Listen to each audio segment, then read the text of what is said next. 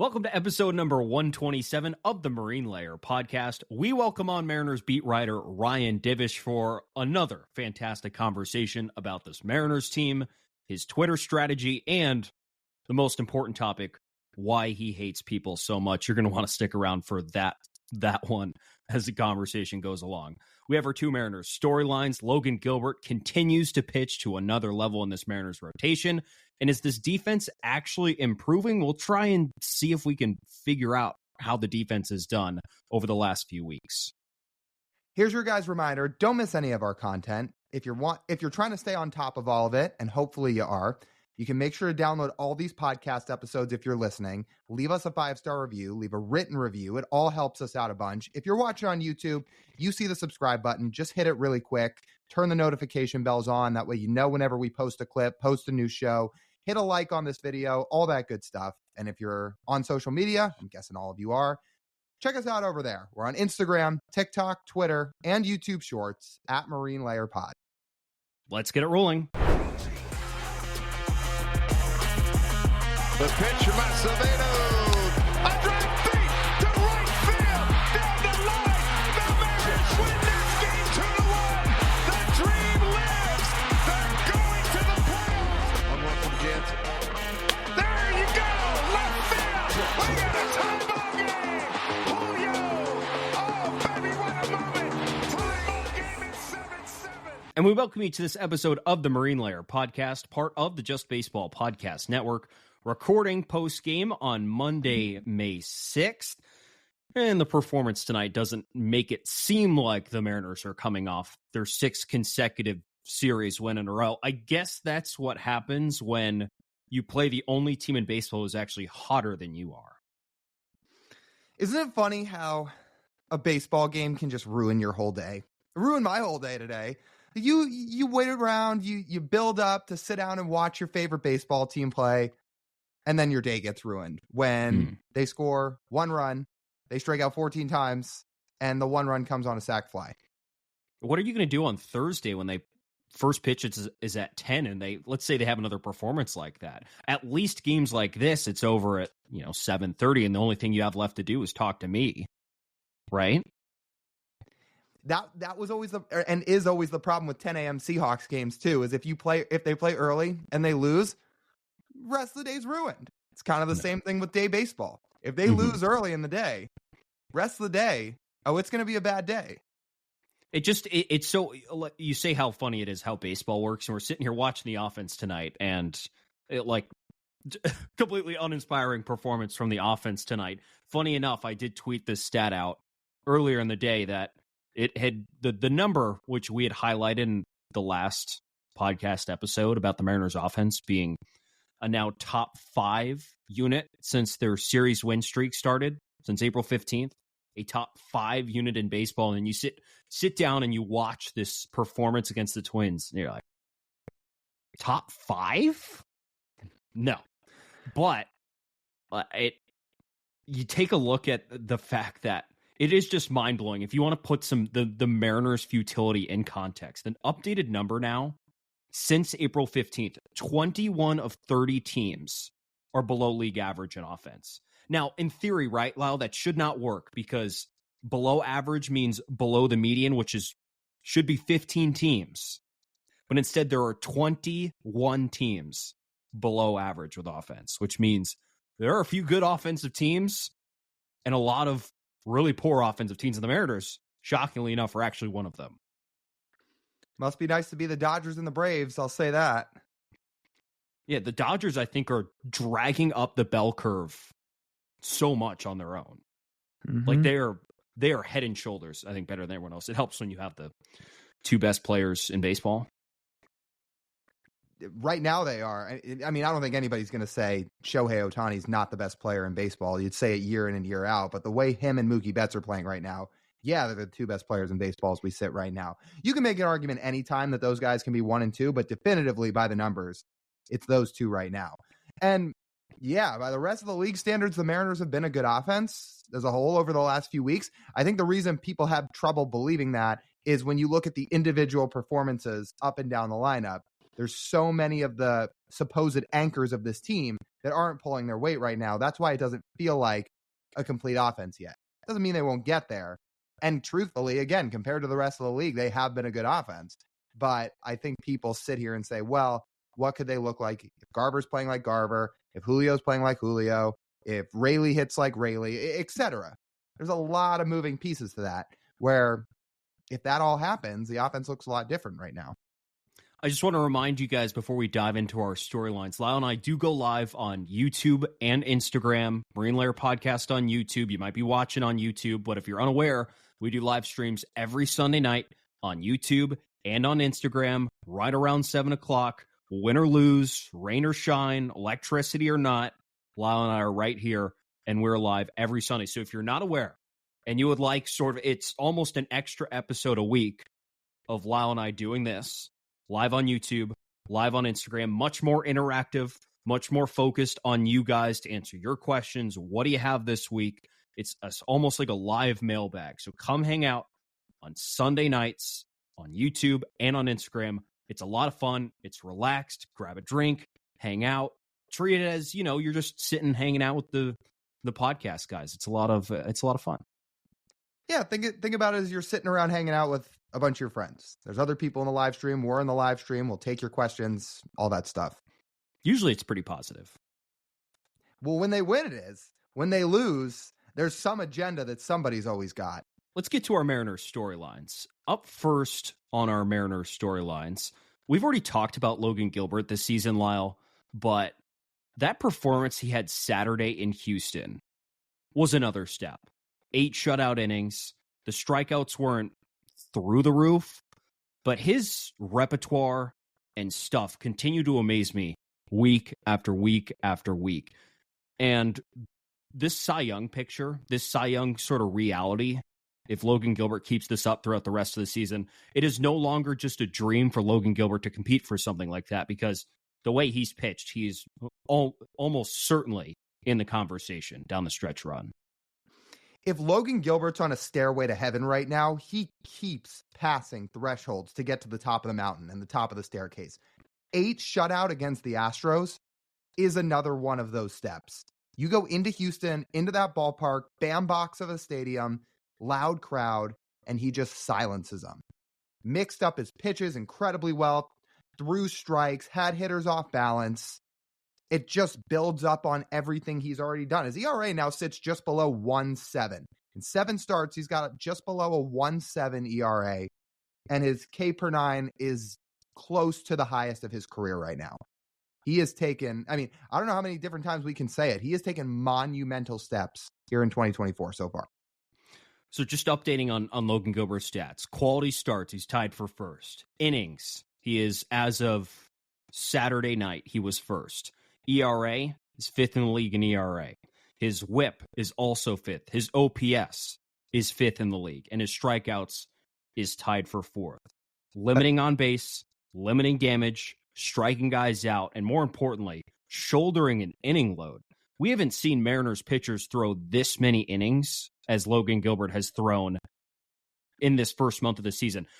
Did you when you thought about how Logan Gilbert has pitched this month, and he didn't win pitcher of the month, Barrios won pitcher of the month instead for the Blue Jays. He had a really good month, though. I think he's due to regress. Anyways, that's besides the point. I was thinking back to when Logan Gilbert won the American League pitcher of the month in April of 2022. How stark of a difference those 2 months were. Do you realize he only threw 22 innings in that month of April in 22? That's it. He was on more of an innings limit back then. He hadn't thrown a full season in 2021. They were still working him in 2022. But now it's all systems go. And now he's pitching deep into games. Very deep into games. Also, by OPS, you threw out that stat. You mean OPS against, right? OPS against, yeah. Well, he's not swinging. Yeah. I don't think Logan Gilbert could swing much of a bat. No offense, Logan. I think he's best suited to be on the mound. No, I don't think so either. But it's remarkable because the difference between him then and him now is he has the tools to go deeper into games. Here's a bonkers stat for you. If you're curious, you sit there and you watch Logan Gilbert pitch, and you're like, man, he's nasty.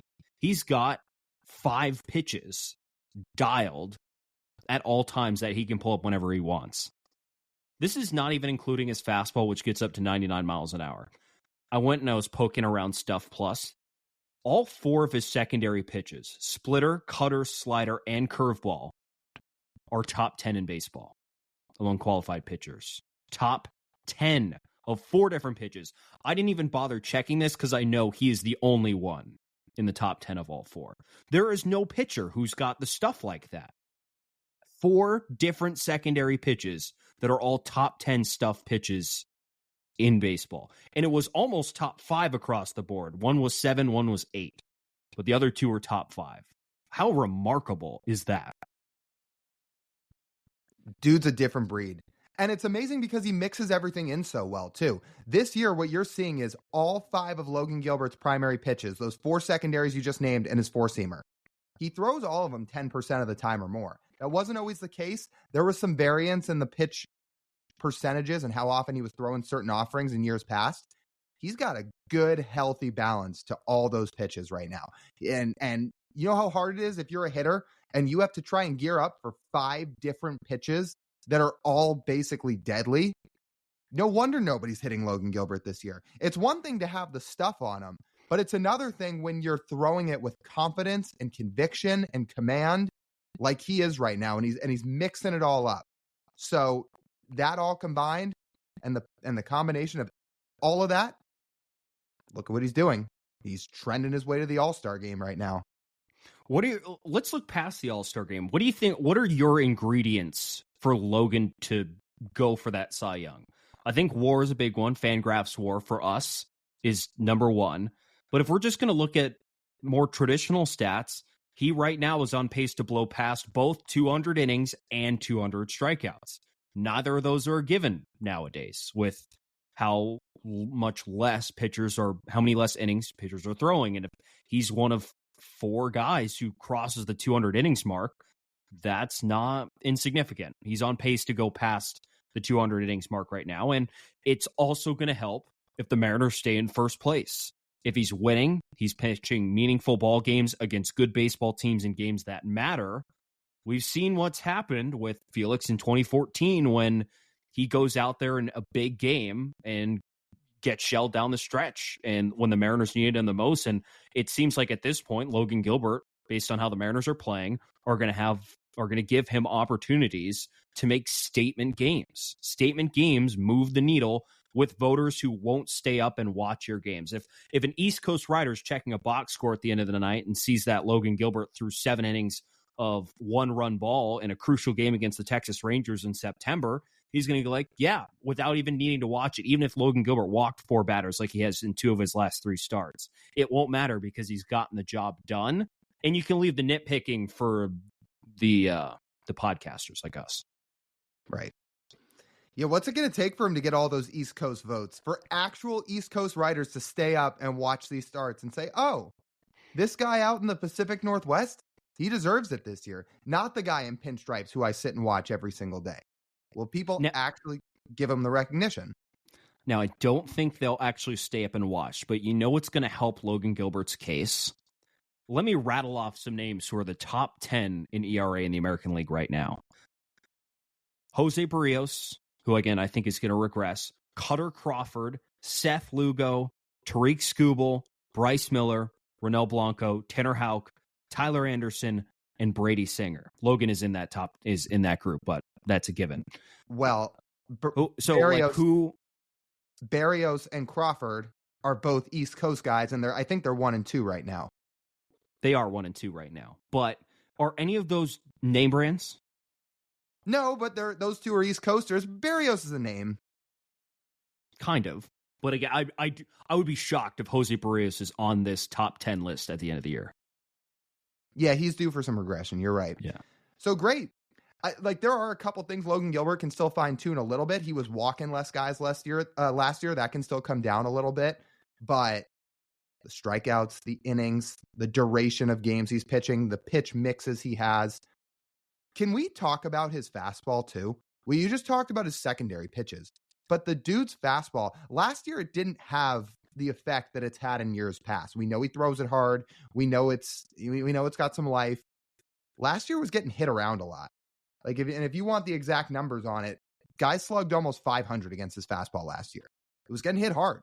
That's not happening this year. Now it's back to the fastball that we all raved about in his rookie year and part of his second year too. Now it's got guys totally off balance. Guys are hitting 167 right now against Logan Gilbert's fastball. So you've got 4 secondary pitches that are in the top 10 in terms of stuff in the whole league, and you've got a 4-seam fastball that's dirty. 5-pitch mix that is all lethal. There's not a lot of pitchers in baseball doing that. One that does happens to be in his own rotation, and George Kirby, but there are not a lot of guys with 5 pitches like that. Not at all. And it's funny. It's funny that Kirby comes up because Kirby's the one in the offseason. We made one of our more popular Instagram videos where we're hiding like George Kirby has 7 pitches with that knuckleball. It's insane. Who else does this? And then here's Logan Gilbert with mastery of 5, ultimate mastery of 5. And it's just as effective, even if 7, 5. I'm trying to think who else in baseball has 4+ secondary pitches. Kirby doesn't. Plus pitches. Let's see. It's Shohei, right? And that, like, who else? That's what I was going to say. Well, Shohei, I don't think Scherzer and DeGrom have 4 secondaries like that. 4+ secondaries. That's the key. Right. That's a key term there. Right. And that's what I mean by 4 secondaries like that. 4+ secondaries, 4 lethal secondaries. It's not many. How many pitches? Darvish maybe in his past? How many pitches does Zach Wheeler throw? Let's see. It's a good question. I'm going to look it up while we talk here. But the answer is very few. There are not many that are doing what Logan Gilbert's doing. Zach Wheeler throws how many different pitches? He throws in total 6, but like the value on these pitches, it's not what Logan Gilbert's doing. It's not. So like it's you could say it's him and Ohtani then with that, and only one of them's pitching this year. Yeah. So dude's got a chance at the Cy Young. Don't take what Logan's doing for granted with the stuff. Like, this is as best case scenario outside of him being a Hall of Famer as you can get with a first round pick.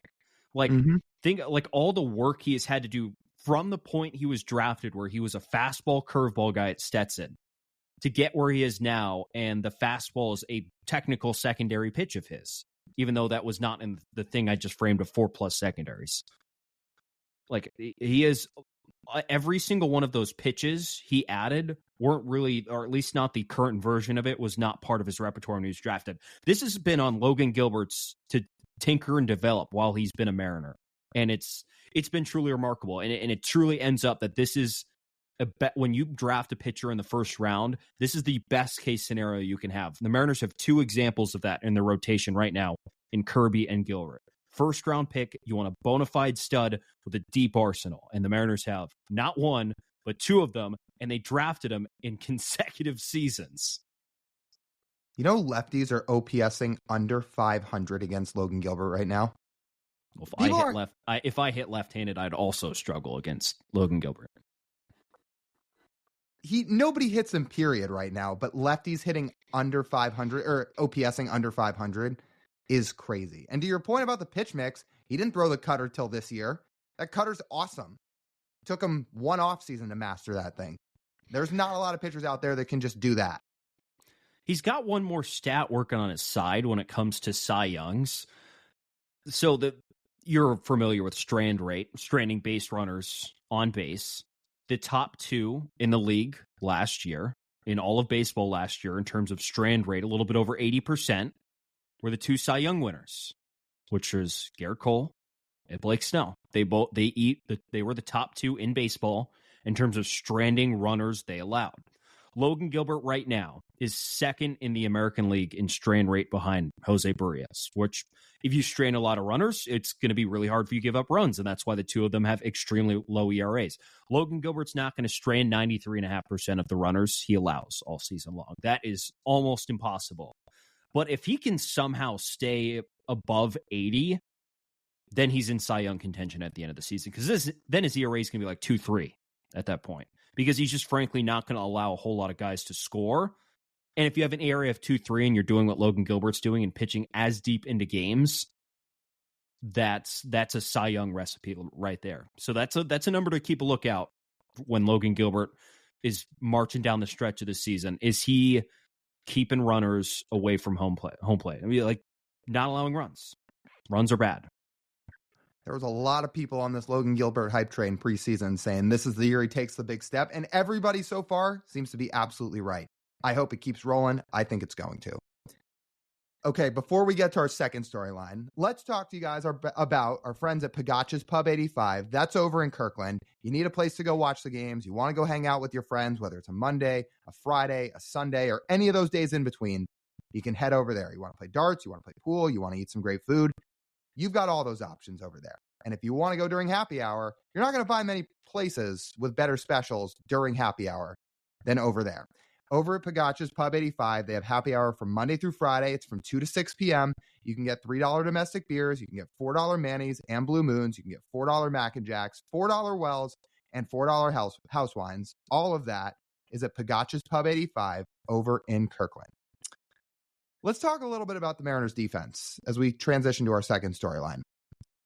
We talked in the first week of the season talking about offense will stabilize, pitching will stabilize, defense. I think our words were, this may be just what you get. Defense doesn't often stabilize. When you see a defensive product on the field, this is basically what it is. And the Mariners defense through the first week was horrific. It's cleaned up a lot since then. It's cleaned up a good amount since then. I'm not going to sit here and tell you they're the best defense in baseball, but they are certainly far from the worst defense in baseball. That's for sure. I don't know if we're to the point of freezing cold takesing. Is that a term? Freezing cold takesing ourselves when it comes to the defense. But they've essentially just traded water since the opening week. I think we checked in the opening week. They were -2 as a team in outs above average, I believe the number was. Right now, they're -2 a month later. So it's remarkable. They've managed to be essentially an average defense since then, which is, I think what we said in there, it's all they need to be. Just be average. Just be average. Average defensive teams can make the playoffs. No problem. It's not going to hinder you. You'll do enough defensively to make the playoffs. And if we break this down on an individual level, the most important positions the Mariners are doing just fine at. Catcher, one of the best defensive catchers in the league, Cal Raleigh. 7 defensive runs saved so far this season. He's part of the reason the Mariners, in terms of defense runs saved, are actually top 5 in baseball. Cal has a lot of heavy lifting to do in that department. But also, you look up the middle, and Julio's been excellent in center field defensively. You can say what you want about his offense. His defense has been amazing, both outs above average and defensive runs saved. And then up the middle, at shortstop, they've been about average. And you can handle that. You can handle that. Demo is, I think, -1 DRS, and then JP's at 0 right now. And you can handle that. Because overall, up the middle, then, you're plus. Demo's total DRS is 3 when you combine all the different positions. For the year, he's at 3 defensive runs saved. So where did the 3 come from? Was it the outfield? I guess so. But when you just look at his total defensive runs saved, it says Dylan Moore, 3 DRS. So that's what I was going to ask you. You're talking about OAA and where they rank. Are we sure they're an average defense? It depends on what defensive metric you value more, but DRS says they're actually one of the better defensive teams in baseball. So does the eye test tell you they're a top 5 defense? Personally, throw the numbers out. Do you think they're a top 5 defense just watching them? Because I personally don't think so. No. But I will say the only guy out there right now, and the numbers back this up, that really feels like it's been a bit of a liability on defense is Mitch Haniger, and his defensive metrics back that up. He's at -5 defensive runs saved. Mm-hmm. Other than that, with all the defensive concerns about this team moving into the season, they've been quieted. Let's hype up this third base platoon yet again. Luis Urias is at 3 defensive runs saved. Remember how everybody saw him throwing in spring training between having the shoulder injury and the short arming, and clearly he was trying to work back from some things, and people were beyond nervous? Luis Urias has been good over there. Legitimately good. I'm not going to say he was as good he's as good defensively as Gino was last year. That's not fair. but he has been very much above average over at third base defensively this year, and he's hitting lefties. That guy has been nothing but a success through the first 6 weeks of the season, both on offense and on defense. So huge credit to those guys. Again, Rojas has been right at average, which is right what you need him to be. That's such a big deal. We talked about, is this third base platoon gonna combine to lose this team a bunch of runs? Absolutely not. They're not doing that right now. It's great. Yeah. Outside of Mitch, I do agree on the Mitch take. Rayleigh has been, he's been fine. Like nothing, I would say nothing noticeable. But that's the whole key, right? Is outside of Haniger, everybody has either been above average or they've been fine. Rayleigh's been fine, right? Like, I'm not going to sit here and tell you he's been great. Ty France, we can talk about that one. Now, we can save him. DRS says he's been fine. OAA says something a little bit different. But yeah, third base, fine. Demo's been good. Polanco, again, it depends on what metric you prefer. DRS says he's been a little bit better than OAA does. Cal's been good. Julio, we know, has been good. Rayleigh's been fine. Canzone out there was fine. Like, fine is all this team has to be. They don't have to be the best defensive team in the league, but I think they're playing a lot better than most people thought they were going to play defensively at the start of the year. Yeah, if you break it down by area of the field, like center's been great, corner outfields cumulatively have been a little bit below average. Mitch Haniger dragging that down a little bit because he just really hasn't been that good out there. Left side of the infield has been well above average. Right side of the infield has been negative with Polanco and Ty France. I was kind of shocked at those Ty France numbers. He had a bad error today, but I didn't think overall he had been atrocious defensively, but the numbers say something different than that. And then catching, of course, has been superb. And if you want to make an argument that, hey, Cal Raleigh being great should make this defense a top 5 defense, you can pitch me that argument, because not everyone has a catcher that good behind the plate. Catchers are really important defensively. They're one of 2 positions that touches the ball every single pitch. So, yeah, that's important. I think this defense is going to be perfectly fine. That's what I have to say. They're not going to have a bunch of gold glovers. I don't think they're going to lose you games either. That's the key. There were people worried that this defense was going to lose them games. Right now, they're not doing that. And if you want some more context about how far away the Mariners are, you hear -2 OAA. Okay, what if the last place team is -8 OAA? That's really not that far away. The worst team is at -21. Shocker, the Marlins, the team that already said they're not making the playoffs this year. They're not going to compete, but their defense tells that story. And then the best team is +14. The Mariners are closer to the best team than the worst team. That makes you guys feel better. There you go. So Ty France, Mitch Haniger, if you want to outline areas where there could be a little bit of improvement in terms of guys' defensive games, those are 2. But collectively as a unit, it's been perfectly fine. Yeah. And that's, again, as we say, all we can ask for. If you pair a fine defense with an above average offense and this pitching staff, the Mariners will be in the playoffs at the end of the season. Also, you talked about how good Julio's been. But just by the numbers, he leads center fielders in outs above average. Yeah. It's pretty good. And the eye test backs it up. When you're up the middle defenders are playing like that, it's going to do you a lot of good. When you have Cal playing the way he plays, when you have Julio playing the way he plays, that does a lot. Yeah, it does do a lot. And it covers up a lot of the other areas that, like Mitch Haniger's defense is better because Julio's in center field. Even though his defense has not been good this year. It could be worse. And so could Rayleigh's, and so could Dom Canzone's, because Julio's out there covering the most ground that anyone could cover out there in center field. We have a fun conversation with Ryan Divish. We're actually supposed to talk to him tomorrow morning. But here's the thing about Ryan. Like, he does, first of all, does an awesome job covering the Mariners. We love him, love interacting with him at the ballpark. And, I want to give some credit to him and a lot of other the legacy media members who have been covering the Mariners for so long that, when Lyle and I show up at the ballpark starting last year, and it could be easy to be like, who are those guys?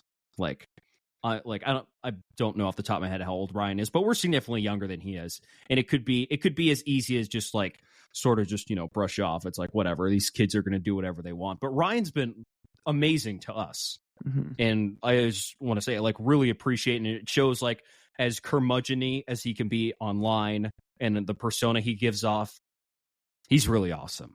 And he's been really awesome to us. He knows a ton about baseball, and his personality shines when we need it the most. So appreciate Ryan Divish taking some time to come on with us. We can't wait. We've known him for like longer since we've been doing the podcast. Like the two of us had met him a few times over the years before we started this podcast. We've certainly gotten to know him and be around him much more since the launch of this pod.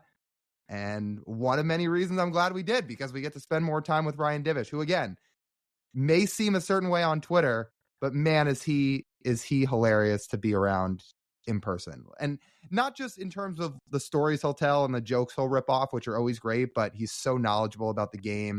Obviously, he puts a ton of effort into his job. I don't think there's many beat reporters out there, period, that do a better job covering a team and giving fans a pulse of what it feels like to be around the club each day than what Divish does. So always appreciate all the work he does, and appreciate that he's got a personality too. And as always, we're looking forward to talking to him. We won't keep you guys any longer. Let's get to that conversation with Ryan Divish. All right, we welcome on Mariners beat writer Ryan Divish. He's the best. He works for the Seattle Times. Ryan, appreciate you joining us today. It is a little early in the morning here when we're recording. I'm kind of surprised you made it up for us, because you're up late arguing last night. And we did want to ask you a little bit about your Twitter game recently. I feel like eventually it's got to get to the point where you're just going to tweet less and less and less. But I mean, you're in your prime right now. Yeah. Well, it's early, but I don't sleep a lot. I would maybe only sleep 5 hours a night, 5 or 6 hours a night. I'm one of those people that doesn't need a lot of sleep. My mom is the same way. So, and I hate kind of wasting days away. So I usually try and get up by 8:30 every day on the road, no matter what, and try and stay on.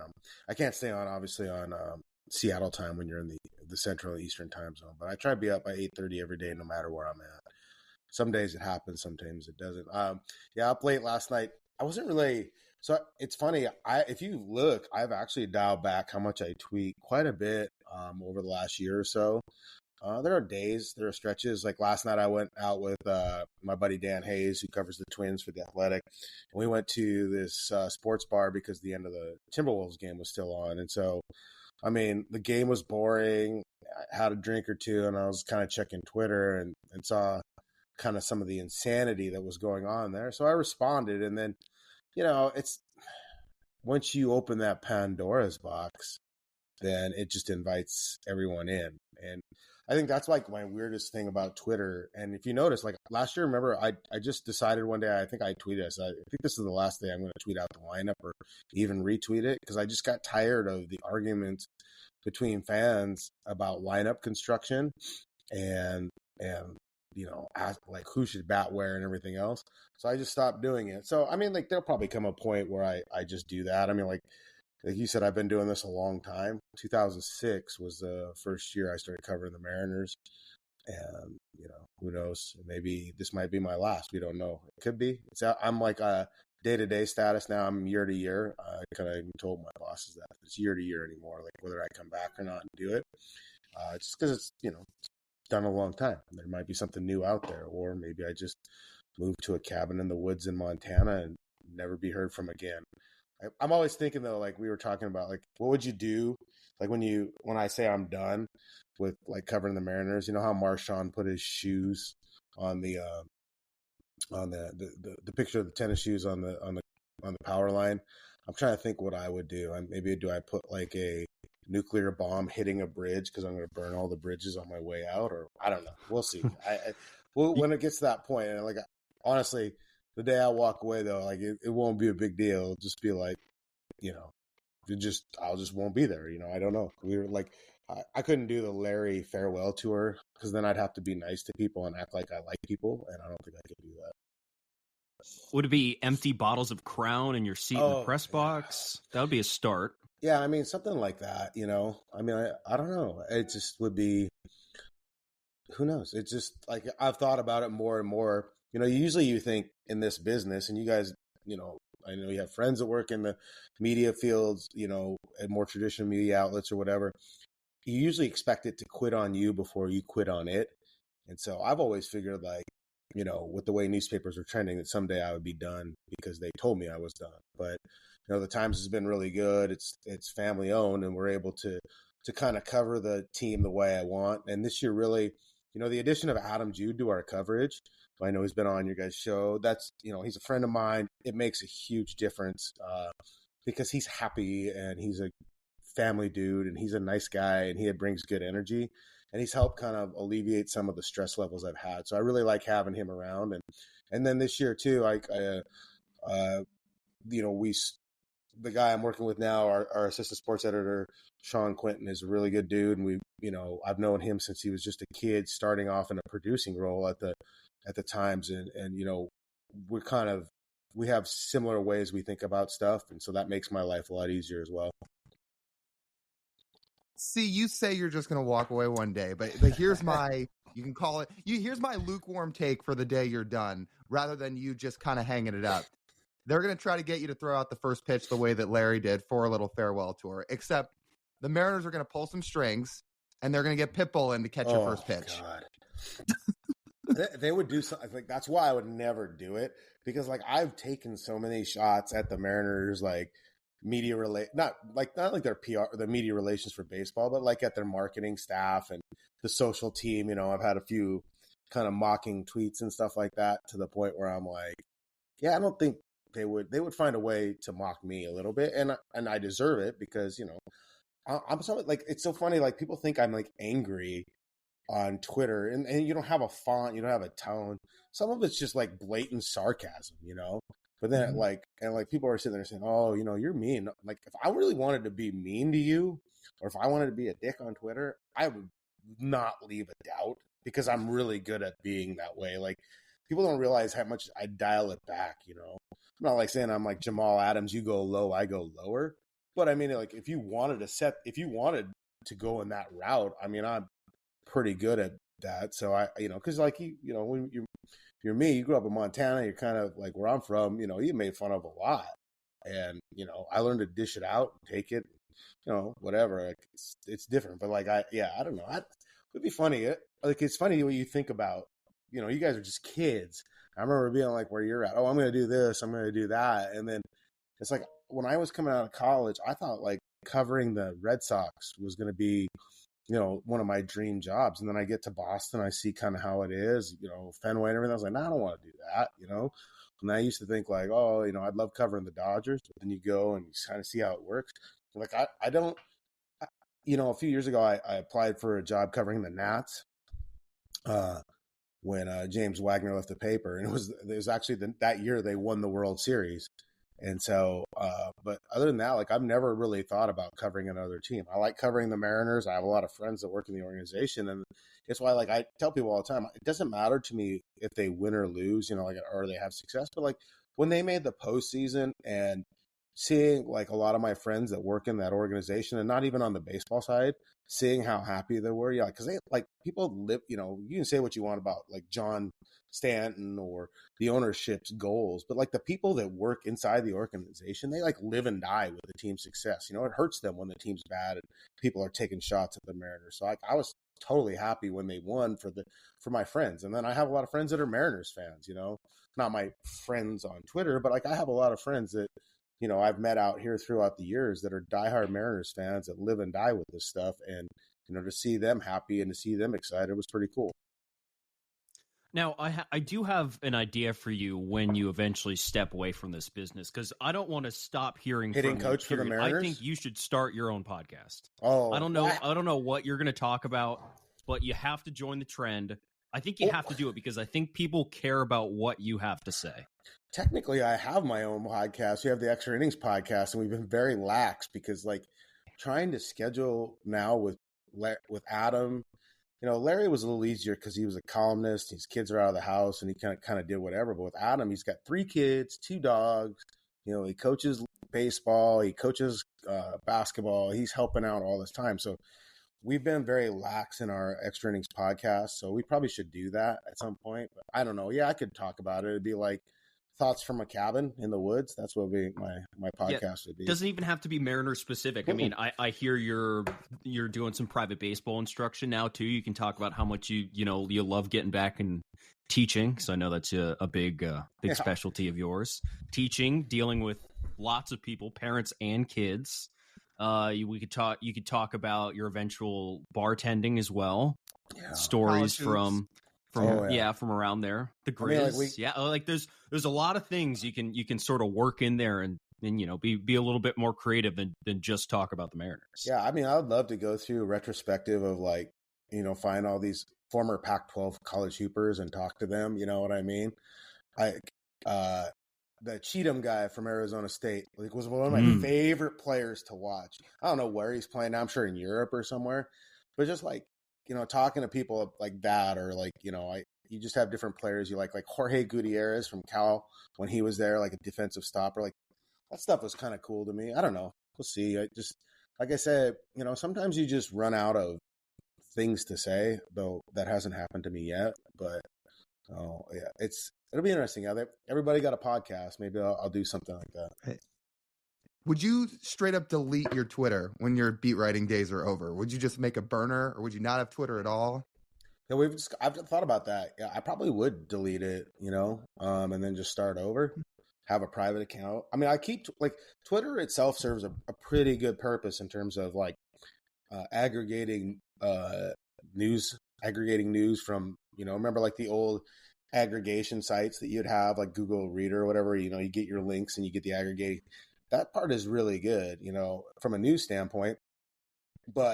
And I'm a degenerate gambler, so I would probably use it for that aspect. But yeah, I think I probably would just delete it all. It's like the whole Griffey thing. He gone, maybe I'd make a call to my bosses from a gas station in Montana. Hey, I'm done. I'm already halfway back to Montana. I'm done, but we'll see. You never know.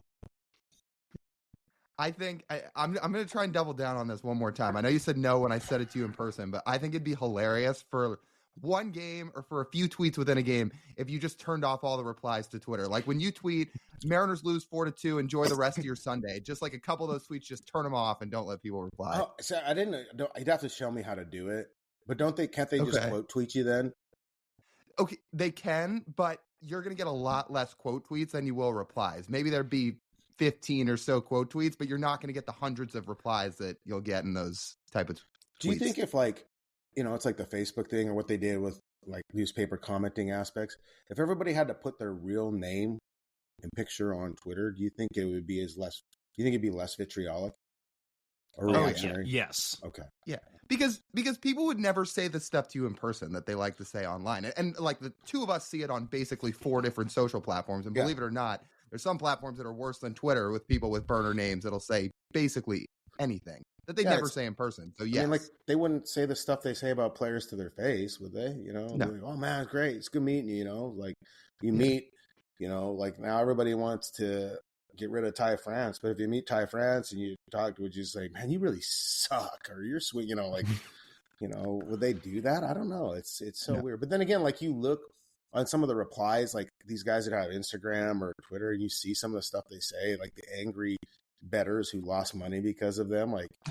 That was one thing, with the betting aspect, players, I've talked to players about it, people will just fire the worst messages ever at them for blowing, you blow a save and cost somebody, a parlay or whatever, they get mad and send, which is truly insane. It's for me, I can't fathom, I guess, it, why would you do that? You would tweet that person you should, go out, you should kill yourself because you blew this game or whatever. It cost me money.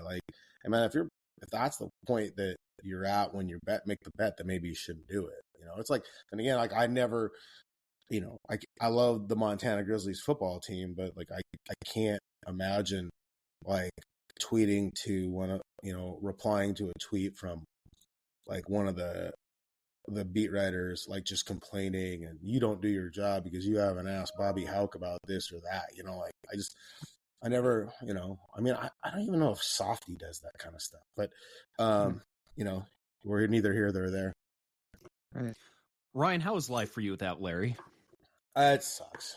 It really does. I mean, again, like for me, because I'm Mr. Sunshine, and tend to kind of hold grudges and be mean.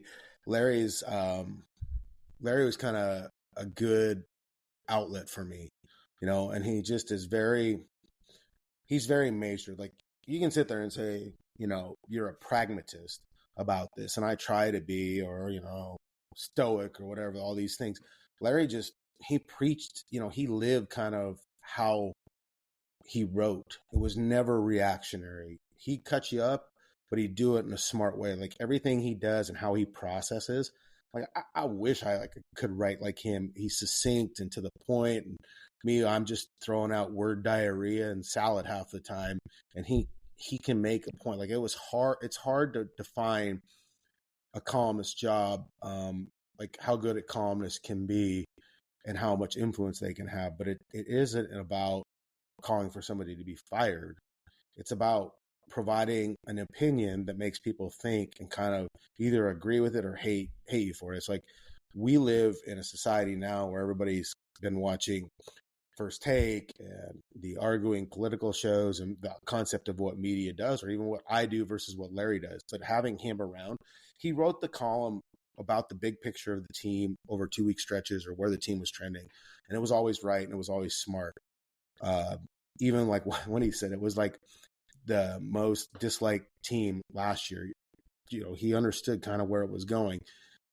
So yeah, I miss him a ton. Having him around is great. Like I said, having Adam around is great too. But like when it's all three of us, like we work really well together. If you look at our postseason coverage a couple years ago and our special section stuff over the All-Star break, us three together, we work really well. And I'll throw like sometimes when Bob Condota jumps in the mix and helps us with some of the nerdy historical stuff, like it's really good. And part of it is because all four of us are friends.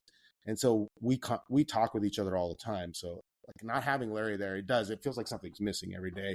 And he goes to the park some now, but it's not the same. Like, he'd always text me, hey, I'm going to be out there today writing this and that. And he always thought about what he was going to write. Like he had an idea. He followed what he was supposed to do. That's what true mark of a columnist is.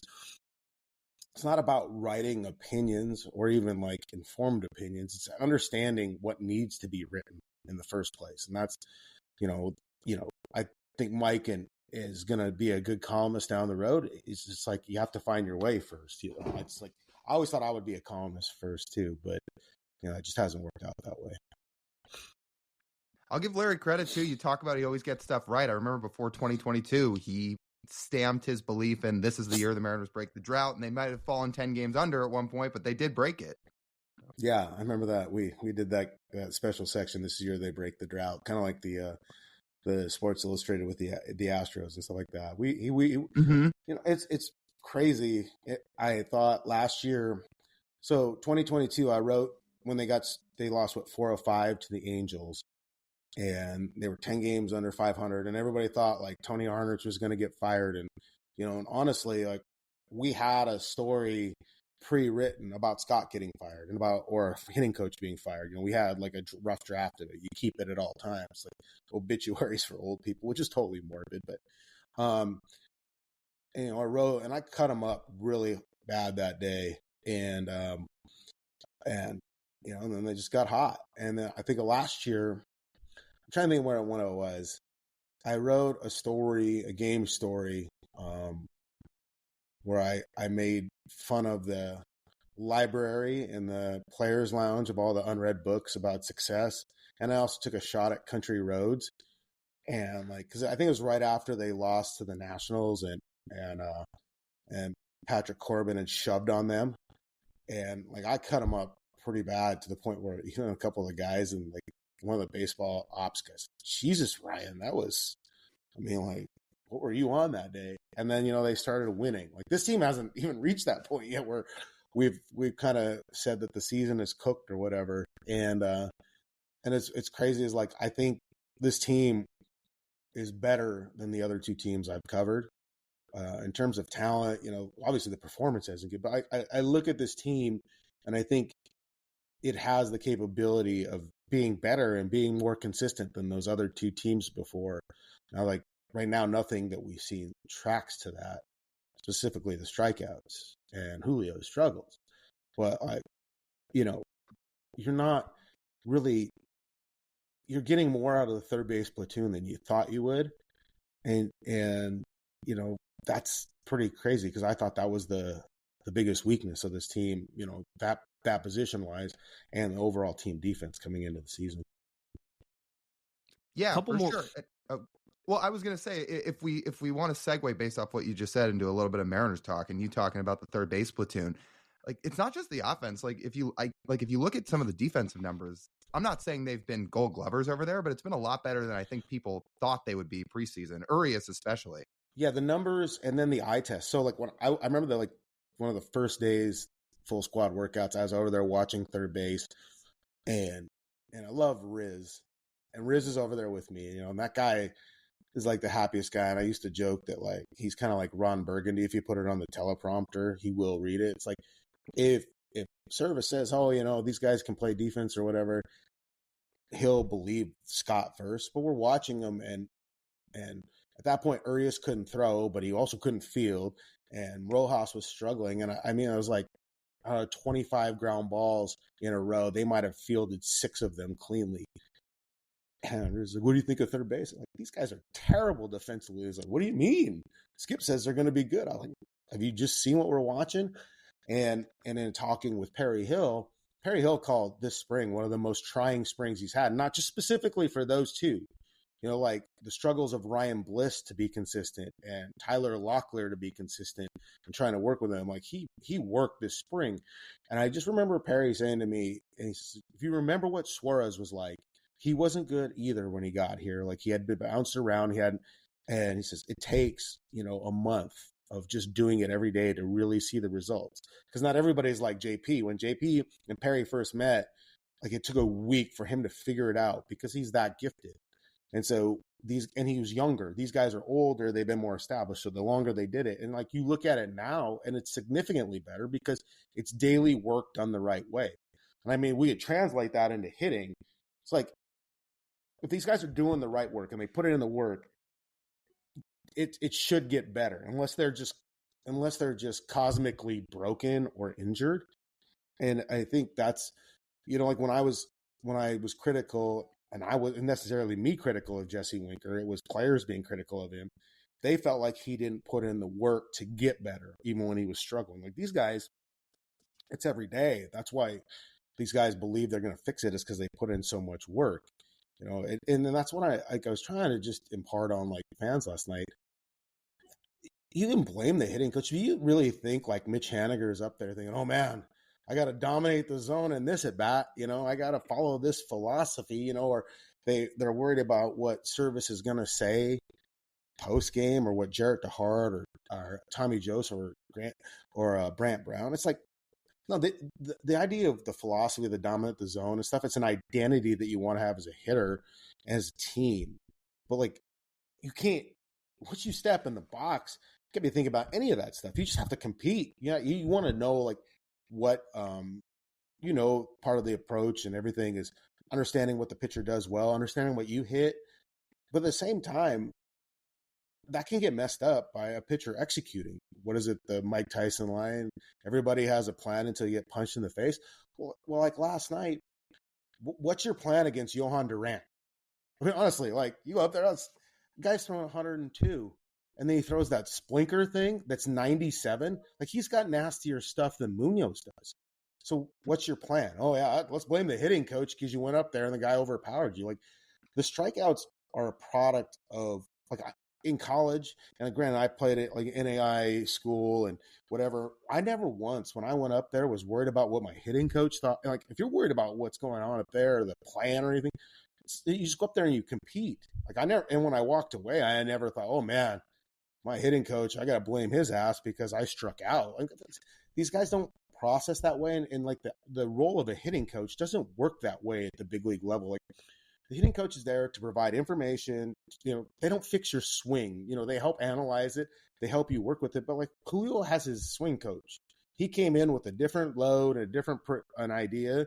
Now they're trying to work with him to get it back to where it needs to be, but they don't do wholesale changes, and players don't players have their own guys that they trust. Do they trust Jarrett DeHart to help them understand it? Yeah, there's like a communications factor, but like what the role of a hitting coach is less and less the higher you move up because players are better.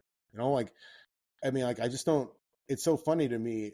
We don't credit Jarrett DeHart or Brant Brown when Haniger has a good at bat and he hits a bomb, or when Julio, you know, I mean, like, all you can do as a hitting coach is to be there to provide the information, to help the hitter analyze it, help the hitter realize what he is best at, and then, you know, help them and prepare them for the at bat that they're going to have or the game they're going to have that night. Once you step on the field, or once you step into the batter's box per se, what the hell is a hitting coach going to do for you then? Unless he's the Astros and telling you what's coming. Like, you can't, you know, it's the help ends there, and that's why they like you can. I don't care if they fire whoever. I would think it would suck if they fire these hitting coaches, but like that. I never credit a hitter's success because of a hitting coach. I'm certainly not going to blame a hitter's failures because of a hitting coach. That doesn't make sense to me. Like, maybe that, and I've covered like 22 hitting coaches since 2006. You know, you can fire them. It's like, you know, that's the easy guy. That's the sacrificial lamb, since you can't sacrifice a live chicken.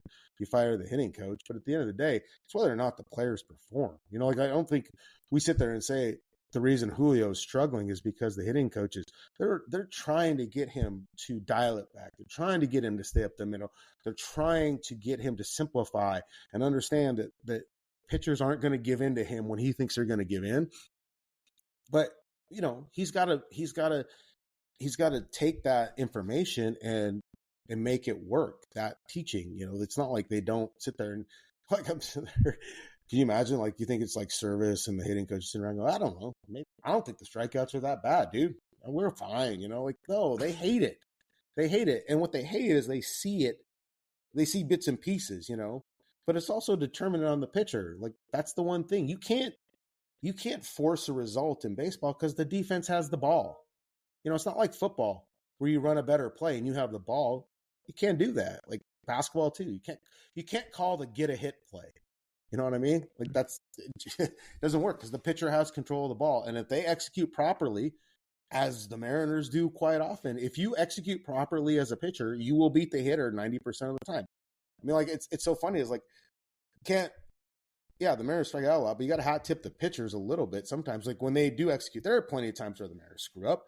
But, you know, that's where you can't forget the one side. If you're watching the Mariners dominate because George Kirby's dotting up spots throwing 97, well, if the other pitcher throws well too, then you can't like sit there and say, well, it's only the Mariners' fault because they're not hitting. Now, averaging 3.5 runs a game is bad, and some of the strikeout percentage is bad. But like I thought last night, people didn't realize Twins strike out batters more than any other team, and they have a better strikeout to walk rate than the Mariners pitching staff. And the Mariners hitters strike out probably more than they strike out more than any other team. So what did people think was going to happen? Like, 14 strikeouts. I thought, well, it could have been 16 the way Simeon Woods Richardson was throwing at the very beginning. What's the balance of team hitting coach versus personal hitting coach for these guys in season? That's great. Yeah, so that's a good question. It's hard to say, but like, I do know that Jarrett DeHart talks with like Julio's private hitting guy, the guy he's in Tampa. I can't remember what his name is now. Mitch Haniger is his kind of hitting guys are Hugh Quattlebaum, who used to be with the Mariners. And that's Hugh is part of Tim Laker, Robert Van Syok, Craig Wallenbrock, that group, you know, JD Martinez, Kelnick. Mitch is one of those guys, you know, Ty's obviously Driveline, JP's Driveline. They interact with all of them. It's not like, you know, and really the fundamentals of hitting aren't like specific to a coach. A lot of times it's just the verbiage of what a coach uses or the beliefs. I mean, the beliefs of getting in an athletic hitting position and, you know, having your foot down and being ready to hit is pretty standard. You know, like I said, the vocabulary sometimes is different, but yeah, they talk to him about it. You know, I think last year, Julio brought his guy in for a couple of days. The Mariners, they're not looking to take credit for who makes a player successful. They just want the player to be successful. You know, it's like on Bull Durham. If you believe you're successful because you're wearing women's underwear, then you are. Like they don't care. find a way. If you think that this guy can help you, then let's discuss it, and work with them together and do it. But yeah, they have all the video, they have it all downloaded. They video every session in the cage, on the field, and those guys can grab it, send it. It's not like the old days with video cameras. Send it and analyze it. So I think there's a communication level, I think, with all the coaches, the private and personal. And I do know, like, the Mariners like some guys better than others. Like with Jared, they didn't love some of the stuff he did with Mark McGwire when they were trying to get him to swing less hard, and think less about power and thinking more about contact. But that's, they still kind of honor because it's the player's career, right? It's your career, it's your numbers.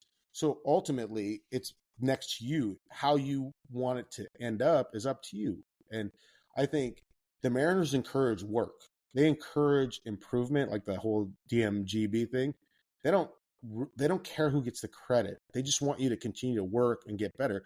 Look at Logan, and Bryce. Bryce made the decision to add the splitter. It wasn't like the Mariners told him. They said, hey, look, we need to find ways to be better with left-handed pitcher or against left-handed hitters. But they didn't sit there and say, well, you have to do this. You have to do that. Like, Bryce was smart enough to look at it and say, this isn't working for me. I need to do things to get better. Logan's done this. Ultimately, I think a lot of times the players are the biggest influencers on how another player gets better. Is that you look at how Logan is and George is and everything. They experiment. They're trying to get better. They do it in their own way. George is off throwing by himself and listening to the worst music on the planet. Logan's down there with 57 contraptions in Florida, holding a med ball and got a glove on his hand and doing all this stuff. And Bryce is down in Texas at Texas A&M's pitching lab and doing his way. But they look at the improvement, and the Mariners don't sit there and say, well, if we don't tell you to do it, we don't want it. Now, if there was concerns that somebody was doing something they didn't like, they would tell them. But ultimately, it's the player's career. They can only influence so much. And when guys are on guaranteed contracts or they're part of your roster, it's not like you can just bench them or get rid of them. If you don't like what they're doing, you just hope that they're doing the right things to get better versus doing nothing to get better. What do you feel like is sustainable about what this current offense is doing and what isn't? Yeah, well, you would think that maybe their strikeout rate isn't sustainable, but I don't think that they can win and score runs consistently relying so much on the home run. But this team is less athletic than it was before. You do have some guys that can run, but I don't know. I look at it and it's just, I think that's the biggest thing I think that's where the frustration lies is so the game against Framber where they recognize that, hey, this guy doesn't have it. This guy's doing this. This guy's doing this. Let's go out and beat him this way. And then they do it. I think that's where you're the frustration is you see the potential of what they could be, but we're not seeing it. So I don't think it's sustainable with the offense. I don't think it's sustainable playing Mitch Haniger as often as they are. I think you see some fatigue factors, fifth or sixth day in a row. It doesn't look the same. And I don't know that this group, without the addition of a player, maybe, is going to be viable, and and that's the thing too, is their roster's not set up the way they want it. With Ribas, they're not really even playing him. He's just a guy there for defensive purposes. He plays sparingly. So, you're missing and he's not the greatest base stealer or the greatest fastest runner. So you've taken a spot where you could use a pinch runner or you could use some speed factors there. Dylan Moore is that guy in that spot. You don't have that right now. So it forces you to play differently. And Dylan Moore's been great, but you have JP there. Then when you need Dylan Moore to come into the game, you have him. Well, you have Rivas, who only plays really shortstop and second base. He's not even Samad Taylor, but you have to have the Rivas guy there because he's a better defensive infielder than Samad is, or whoever, Ryan Bliss or whatever. You have to have him because it's a premium position. But yeah, I think that's what's not sustainable is kind of how they're playing or how their roster is playing out right now and how it's forced to play in that way. Okay, you just mentioned that you feel like eventually they may need to add somebody in order to get the offense where they want to get it. I know we're still a bit away from it, but do you have any feeling right now of where they might target that player come the trade deadline or wherever it would be? Like is it corner outfield or is it somewhere else? Yeah, that's a good question too. So Larry and Adam had been on the Luis Ariz bandwagon thinking, oh, this is the guy they need because he puts the ball in play. He's a contact guy. Though probably if he showed up here, he'd strike out a bunch and then they'd want to fire his hitting coach too. No, I don't know. And I was super surprised the Marlins moved, the Padres were able to jump the market so quickly. Yeah, I mean, I guess you could look at corner outfielder that could play first base, maybe a right-handed version of Luke Raley. I don't know. It used to be you thought, oh, they're just going to add a third baseman. Well, maybe it is just a bench third base bat that's right-handed. I don't know, or an infield guy. They have a DH guy right now. What will ultimately probably factor into what they do will be either continued lack of production or injury. Like it changes completely what everything does or what your needs can be from month to month. If a player suffers an injury that's going to keep them out a month or two, then that changes what they need to add. But I do think unless they start showing more consistent results from certain places, they're going to have to supplement because this is a window that you have right now that is exceptional. And we don't even know too. Like again, they could go on a stretch where maybe the starting pitching isn't as great, and then it plays out differently what you need or you don't need. I also think if Santos isn't gonna, if you don't know that Santos is coming back, then maybe finding another leverage arm might be useful. Just because you never have enough. Maybe an experienced guy to kind of squeeze in there with Stanek and Munoz and Spire. Right now they're kind of using Trent Thornton, who I think has been better than people think. But, there's going to be other arms out there on the market that can help you, that maybe have swing and miss stuff in situations that you can point to. I mean, you're waiting for the brash type to emerge or somebody to emerge, but I think that could be an option as well. You could pre-write them reacquiring Seawald. Yeah, I mean, it's possible. I was kind of discussing, like, who do you think is going to move players at the deadline? Obviously we know Miami, but they're, kind of who arises the one-man guy. They have a lot of strikeout guys in their offense. They have a couple arms, but they haven't been healthy. Obviously Chicago's going to move guys, but unless it's Luis Robert, who's perpetually hurt, who do you want on the Chicago roster? Who do you want on the Rockies roster that could help you? I mean, are there real guys? Do they have real fits? Because you're going to have to give up probably Harry Ford and maybe somebody else to get a dude. Who is it? I mean, do the Pirates have somebody you want to move? Something like that. It's kind of like who's going to be bad at that time. You always kind of thought the Red Sox would be bad at that time, but they played better too. So it's because there's a reason why like the White Sox are terrible and the Marlins are bad and everything else is because the players aren't really that good or they're not performing well. So do you add them or not? It'll be an interesting thing. And of course, there's always the money aspect with Root Sports and how much salary do they want to add? We're expecting to see Brian Wu back this week. Do you feel like there's going to be any added pressure on him based on how the rest of the rotation has performed? Like you've seen Bryce take this unbelievable step forward in year number 2. When Brian Wu gets there, do you feel like for him it's going to feel like I have to perform up to that level too? No, because I think he thinks he's that level all the time. I mean, like if you talk to Brian, he's pretty chill, got that whole California surfer thing where he doesn't seem like he's not cocky, but he knows he's good. And he kind of the way he pitches, it's matter of fact that he performs. It's his expectation that he's always going to perform. So I don't think there's any added pressure. And really there isn't in the sense that like, come in and just be good, be yourself. I think that's one thing. They compete and they try and outdo each other, but be yourself in the process. And I think his success towards the end of last year really helped him. We'll see, how it plays out against lefties. But, I don't think there's any major pressure, and I don't think he's a guy that thinks that way. He's even from meeting him last year when he had like no big league experience or any called up, it was just kind of like, yeah, well, I'm here. I'm good. Like, this is where I'm supposed to be. So, I think that really helps him in that regard. I do want to go back for a second to some of the bullpen stuff, because I know you mentioned a minute ago about you don't know if you're going to get Santos back. Is that just your feeling? Because I think the last time we got an update, he's throwing from 120 feet or whatever it is. But are we not still thinking sometime in June, or do you think it's going to be longer?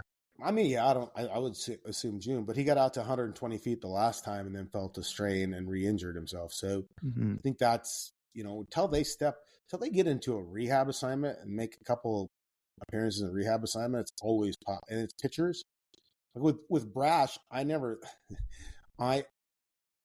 thought, from the very beginning, and I know people within the organization thought he was cooked the first time he got hurt, because they kind of understand that that's where it's trending with how he throws and the number of sliders and everything else. It was always a matter of when, not if. But with Santos, it's different. It's a lot. Pitchers are hard to predict. But yeah, I think he'll be back. I always expected him to be back by June 1st. So, but you just don't know until he steps foot on a big league mound. It's just 50-50, Right. You don't really know. And then with Brash, so he's done, right? I'm trying to hold out some 5% hope they come up with an update saying, well, they shut him down for a couple weeks again. We'll see how he responds. But is there any hope that he could avoid Tommy John here? I mean, I guess, but what are you avoiding at this point? You do the PRP shot, you prolong it. I mean, when has that really worked for anybody? Right. So, if you recall when Hollander did the update initially and they did the MRI, he never said that Brash's MRI was clean. He just said there was no new damage and it was the same. It looked the same as before, because there is, every pitcher has UCL damage, because it's unnatural act putting a lot of pressure on your UCL. But yeah, I don't know. That was the thing. Like, somebody said, well, if he would have just got the surgery done in February, his time to readiness is sooner. Now he's wasted a few months. I get why they did it, because there wasn't anything new to raise a big red flag other than he didn't feel great. But at the same time, if he's not feeling great in an area that that's already damaged, at what point do you just wave the white flag and say, look, this isn't going to get any better until we do something more substantial to repair it, whether that's doing the brace technique now or not. But yeah, maybe I'm waiting to see. We don't talk to Hollander till when do we get back from this road trip? Friday, right? Yeah, Friday. So we'll talk to Hollander Friday with updates on all of that. So yeah, I mean, for all I know, we could get an email with a medical update saying Matt Brash underwent surgery. We haven't heard the last updates on it, but at some point it sucks, but at some point you kind of know that this is an outcome that Matt Brash is going to have, and whether or not, then he has to come back from it. So whether they do it now or they hope they can get him back for a month or two, it's his career too. He's got to make that decision. Like, the Mariners can sit there and say, well, we think you should do this, but the player ultimately makes the decision, about their health, their career, how they want to do it. I mean, like, that was the case with Kyle Lewis after the very first UCL or ACL surgery and some stuff. It was he basically told the Mariners, no, I'm getting this scoped and cleaned up. Like, the Mariners didn't, it's funny, the Mariners weren't even certain that it happened. Like, they didn't know for certain, because he kind of just decided he was going to do it. His doctor said he needed to do it, and he did it. So I don't know. Is Kyle Lewis playing anywhere? I don't think he is he? I think he's still in AAA for the Diamondbacks, right? No, he was. They released him. He was DFA'd, and I don't think he took the outright. I don't think he's playing. Then if he's not with Arizona, yeah. If he's not with Arizona, yeah, I don't know. Can you believe that? Nobody gave him. He didn't take a DH chance somewhere. Right. No, that's can he crazy. still DH? I mean, sort of. I mean, I don't think he can play the outfield, but look at I don't think he's playing. We were talking about that the other day, that he's not playing. That's crazy. But he also wasn't hitting well as a DH. So no, I don't. It's like that's the worst possible combo to have. Yeah, it's not ideal. I don't think he's. Speaking of Mariners center fielders and the current one, like, what are you seeing from Julio right now, and what Is there a fix? Is it moving him down in the lineup? Is it just his approach? What's the key for Julio to shake all these cobwebs off and look more like himself? He's not on time. If you look, like, he's off balance a lot when he swings. Like, even his takes, he'll go hard with the legs and go to take the pitch. He kind of falls forward, falls back. He's not very balanced. I'm not going to go all swing nerdish because they know a lot more than I do, and they're working on it, but he just doesn't really, like, the inconsistency of his load, which everybody talks about, like his back leg and getting the bat in the hitting position. There's an inconsistency there at times, and front foot being down, all that stuff. It's not the same all the time, and it's never going to be perfectly the same all the time, but it's inconsistent to the point of where he's off balance and he's missing fastballs in the middle. And, like, as one person said, sometimes with superstar players and things aren't working, you have to hit a rock bottom in your mind before you give into some of the teaching. And I'm not saying he just doesn't listen, but, like, he's not, they have an idea of what I think will work for him, and I think he understands it. But again, it's implementing it. It's getting out of your comfort zone sometimes and maybe doing something slightly different. And that's the one thing, like with a hitter, I've learned this coaching people and even just like being around baseball players in general. You ask a player to do something minimal, like a half an inch or an inch, to them it feels like they're doing it by a foot difference. Like you ask a guy to move his hands here, well, I'm so far back now. No, you move your hands 1 inch, but it may feel like that. To them, any sort of even minimal change feels like a lot changed.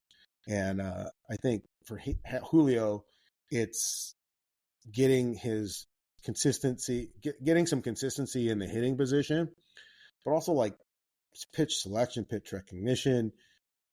And then, he just, the book hasn't changed. Hard in, soft away. That's what they do. Look at how many fastballs they throw on his hands, and then look at how many breaking stuff or even fastballs away. Fastballs up and in, breaking stuff away. And what that does is it makes the batter uncomfortable in the box and off balance in the box, so that when they do see a mistake, they're not in a good position to hit it. They're either, if it's a mistake fastball, they're behind it, they foul it off, or if it's like a hanging breaking ball, they pull it foul because they're not in a good position to hit the ball.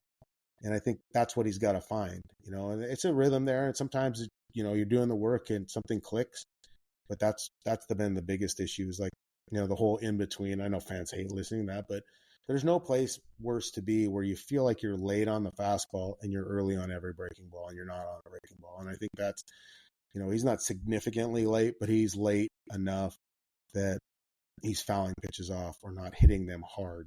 I think for me, when he's at his best, he's legitimately trying to hit the ball to right center because he has a special gift to hit the ball the opposite field. And so I think, people talk about, you got to pull the ball in the air and everything. That's fine. That'll happen if he's on time to hit the ball to right center, and he's ready to hit the fastball to right center. I think that's what his focus should be. And I think that's what they've told him. So. Last one I've got for you, Ryan, is TJ and I talked about it a little earlier in this episode, but you talked about the strides that Bryce Miller's made and the things that he improved on this offseason. But when you look at Logan Gilbert, the biggest step forward he's taken is what, in your opinion? Bryce? Sorry, Logan. Logan? I'm sorry. I think he's just been, he's never going to be like perfect command guy, but I think his command of his fastball and then the addition of the cutter and stuff has made him better. Because remember, he used to give up bombs, like a lot of bombs. He's just off the barrel of hitters more and more. And his ability to execute the slider out of the zone and kind of just, spot the fastball in on hitters, I think has been big. I mean, his progression is off the chart, but I do think, now that he's not necessarily tinkering with pitch shapes as much or tunneling or implementing a new pitch, though he's added the cutter, he's had all his repertoire for longer now. He's able to find more consistency in his command. He's not George. He can't dot everything up, but he's still refined it more to be better in the strike zone than he's been. And so his misses aren't as wayward. And I think that's part of it. And just the mentality, like he goes out there and attacks hitters. Daniel Kramer and I were talking about this in Milwaukee after his outing. He was still in Walter mode, like trying to talk to him because he's really approachable and he's funny. And even post game, like he's very analytical. Him and Bryce are the two best about talking about their stuff and their outings. And he was still in Walter mode and he was kind of like staring at us. And one, he's like 6'7", I'm 5'8", so it's pretty significant height difference. I'm looking up at this dude who's got like staring death rays into me. And I stuttered out some crappy questions and Daniel he fell over it. I was just like, oh my God, we're terrible at this. Because he was still in Walter mode. And I think that's the thing is how he attacks hitters and how he approaches his start day is off the chart good. Not everybody can be that person. Bryce isn't that person. But like how he implements what he sees from hitters, how he works with Cal, I think is huge. I mean, I don't necessarily think Sebi Zavala is a problem, but like it's just noticeable how much pitchers and Cal are on the same page and how they want to work things and everything like that. And I think Zavala is trying to get to that level, but yeah, I think that's been the biggest thing with Logan is understanding who he is as a pitcher, but really just getting more refinement of his command. Because he's not working anything. He's not adding. Like the splitter is a splitter now. He has the cutter, we're in this many starts. He knows what the cutter is supposed to do and how he's supposed to throw it. So now it's just focusing on, okay, I got to do these things to be successful. I'm not trying to implement things, or I'm not trying to fix something. They're already fixed. He knows what he's supposed to do with all those pitches. They're implemented into his repertoire. Now he just has to go out and execute. So when you're doing your in-between start work, you can do that and you have confidence, and then your command's going to get better. Last thing for me, Ryan, and we'll end here on a fun note. If we were to get you on a mini mic to do an interview, what subject do you want to do? What should we do? Should we rank something? Do you want to do a story time? What do you think would be best? If I say what I want to do, then you're going to make me do this, right? Like in Seattle? We'll try. We'll lobby it. We'll lobby you to do it. And I'll just run away really fast like Tucker if you don't have a treat. Yeah, I mean, I if you want to talk about music or dogs or whatever, I mean, I'd be down for that. I don't know. Talk about my 5 favorite Twitter followers. I don't know. It's like, I'm good with one. Yeah, that would be a good one. We've established that I'm able to kind of just sit here and yap, especially if you give me 2 coffees and a Celsius. Well, you want to dive in on Drake versus Kendrick? I'm sure you've got a lot to say about that. Yeah. So like people know I love like kind of that Texas country music and stuff, but I like when I work out, I listen to hip hop. This is kind of my hot take. I don't think any good hip hop's been recorded after 2002, maybe. Ever since the last Chronic album, I don't think any good hip hop has been recorded. So, when my girlfriend's son, he always gets mad, like when we're working out in the cages on the off season or lifting or whatever. He's just like, there is other rap besides Tupac. And I said, yeah, there's Biggie, there's Dre, Snoop. He's like, there's new rap being made. I'm like, no, it's not. Nope. There's no hip hop being made. So that's my kind of hot take about that is music is like, I don't like stuff. Kendrick's one album was okay, but I don't like Drake. I think it's bad. So I don't know about their beef. I mean, like anybody who has a favorite team and Drake wears their jersey because he has no allegiance to anything, that's what you should beef about.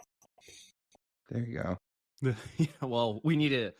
Drake, the Mariners haven't made it yet because he hasn't worn an M's jersey yet. I don't know if he ever will, but if we get to that point, I hope you're still there covering it because I think your opinion is the one we need the most on that. Ryan, this has been great. Appreciate it as always, and eventually we will get you on camera. So we're gonna try. Thanks again for taking some time to join us. Yeah. Well, you know what? The day you do, I'll wear some shorts like Lyle wears, and then we can discuss short length. Hey, it's gonna be warm this weekend, so the legs will be out. Oh God, just too much leg. Thanks, Ryan. Thanks, Ryan. See you guys. Well, thanks again to Ryan Divish for coming on. We always have a blast talking to him. Hopefully you guys got to hear some of his funny stories and learn a little bit more about the team as well. I think he always does a phenomenal job of providing people with both. So with that, that'll just about wrap up this edition of the Marine Layer podcast. You guys know the drill. If you want to listen to the full form podcast, do so wherever you get your audio podcasts. If you're listening, make sure to download these episodes, leave a 5-star review, write us a review if you want to. It all helps us out. If you're watching on YouTube, hit a like on this video, drop a comment below, hit subscribe, all that good stuff. And make sure to follow us on social media too. We're on Instagram, TikTok, Twitter, and YouTube Shorts at Marine Layer Pod. That's TJ. I'm Lyle. As always, we thank you guys for tuning in. We'll talk to you soon.